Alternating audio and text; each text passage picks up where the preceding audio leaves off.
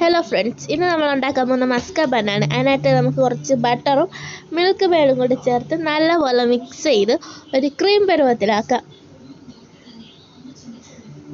എന്നിട്ട് അത് നമ്മൾ ടോസ്റ്റ് ചെയ്ത് വെച്ചേക്കുന്ന ബന്നിലേക്ക് ചേർത്ത് കൊടുക്കുക.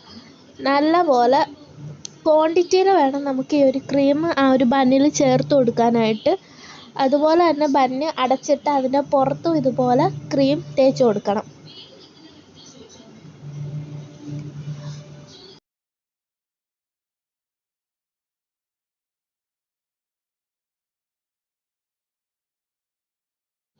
ഇപ്പം ഞാനിവിടെ എല്ലാത്തിലും ഇതുപോലെ ക്രീം തേച്ചെടുത്തിട്ടുണ്ട്. അതിനുശേഷം നമുക്ക് ഒരു ചായ ഉണ്ടാക്കാം. നമ്മളിവിടെ ഇറാനി ചായ ഒന്നും അല്ല ഉണ്ടാക്കുന്നത്, സാധാ ചായയാണ്. അപ്പോൾ നമ്മൾ മസ്ക ബന്ന് ചായ ഇവിടെ റെഡി ആയിട്ടുണ്ട്. സൂപ്പർ ടേസ്റ്റായിരുന്നു. എല്ലാവരും ഉണ്ടാക്കി നോക്കണം.